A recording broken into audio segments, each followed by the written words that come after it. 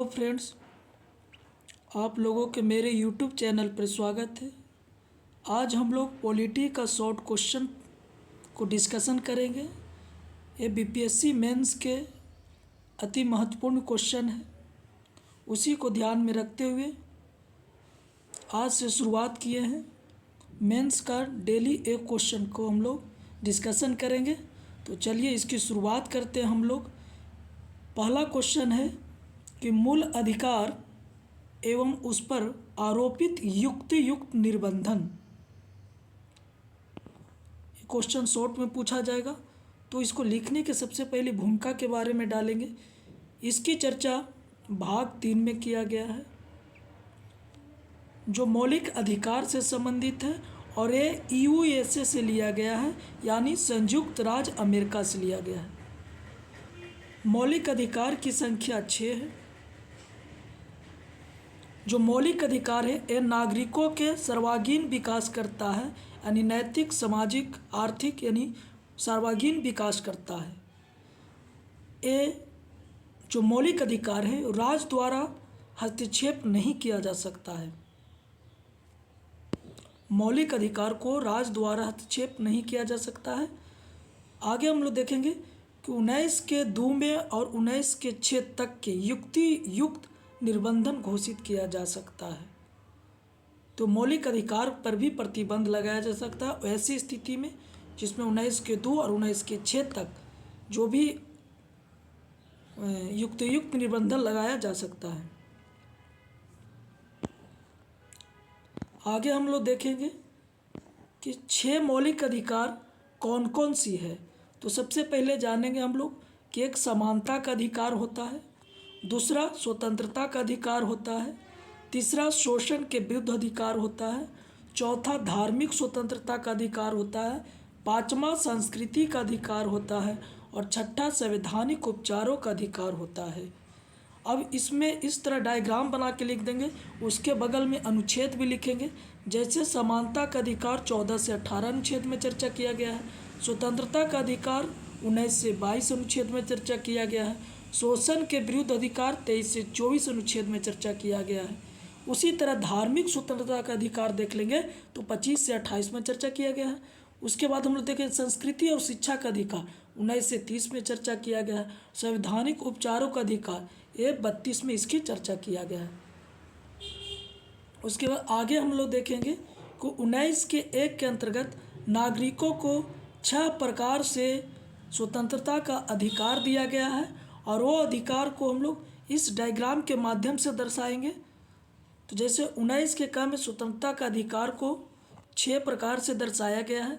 पहला है वाक एवं अभिव्यक्ति की स्वतंत्रता का अधिकार, दूसरा है शांति एवं निरायुध सम्मेलन का अधिकार, तीसरा है संघ बनाने का अधिकार, चौथा है कि भारत के राज्य क्षेत्र में कहीं भी आने जाने का स्वतंत्रता दिया गया है, यानी भारत में आप कहीं भी आ जा सकते हैं। अगला है कि भारत के किसी भी भाग में बसने का अधिकार है, यानी पूरे भारत में कहीं भी हम लोग रह सकते हैं, बस सकते हैं। अगला है कि कोई भी हम लोग व्यापार कर सकते हैं, आजीविका चला सकते हैं, लेकिन कुछ पर प्रतिबंध लगाया गया, जैसे नशीले पदार्थ पर, है ना, महिलाओं की बिक्री पर, इस तरह पर प्रतिबंध लगाया गया है। ये हो गया हम लोग को स्वतंत्रता के अधिकार। लेकिन सुप्रीम कोर्ट अनुच्छेद 32 के तहत नागरिकों को मूल अधिकार देने के बावजूद पूर्ण अधिकार नहीं है, बल्कि अधिकारों पर यह कुछ प्रतिबंध लगाता है। जैसे 19 के 2 के अंतर्गत निम्न आधार पर प्रतिबंध लगाया जाता है। जैसे में अगर राज्य की सुरक्षा की बात करें तब हम लोग इस पर प्रतिबंध लगा सकते हैं मौलिक अधिकार पर, ठीक है। विदेशी राज्य के साथ अगर अच्छा संबंध बनाने के हो तब इस पर प्रतिबंध लगा सकते हैं। सार्वजनिक व्यवस्था अगर है तब प्रतिबंध लगा सकते हैं। शालीनता और नैतिकता पर युक्तियुक्त निर्बंधन लगा सकते हैं। मानहानि न्यायालय का अवमानना करने पर, ठीक है, अगर कोई व्यक्ति न्यायालय का अवमानना करता है तो इस तरह से उस पर प्रतिबंध लगाया जा सकता है। अगर राष्ट्र की एकता और अखंडता की बात आती है, अगर राष्ट्र एकता की अखंडता के विरुद्ध अगर कोई व्यक्ति कार्य करता है तो उसे इस अनुच्छेद के तहत हम लोग प्रतिबंध लगाया जा सकता है। आगे हम लोग देखेंगे कि जैसे में हाल ही घटना जम्मू कश्मीर या किसी भी भाग में देखेंगे, अगर शांति भंग हो एवं अव्यवस्था की स्थिति उत्पन्न हुई है तो वहाँ पे मौलिक अधिकार पर कुछ प्रतिबंध लगाया जाता है। जैसे इंटरनेट पर रोक लगा दिया जाता है, हेट स्पीच को रोका जाता है, संरक्षित आदिवासी क्षेत्र में जाने से भी रोका जाता है, क्योंकि वहाँ मानवीय गतिविधियों पर रोक लगाया जाता है। जैसे अंडमान निकोबार द्वीप समूह, वहाँ पे जैसे जनजाति लोग रहते तो वहाँ पे भी जो जाने से रोक लगाया जाता है आदिवासी क्षेत्र में। तो इस तरह से प्रतिबंध लगाया जा सकता है। उसके बाद हम लोग निष्कर्ष में डाल देंगे कि इस प्रकार हम कह सकते हैं कि मूल अधिकार युक्त निबंधन काफ़ी आवश्यक है। इसके माध्यम से नागरिकों को संविधान द्वारा प्रदत्त मूल अधिकार से अन्य नागरिकों की स्वतंत्रता एवं सर्वांगीण विकास को संतुलित किया जा सकता है। वहीं दूसरी ओर देश की एकता और अखंडता कायम रखने में महत्वपूर्ण भूमिका निभाता है।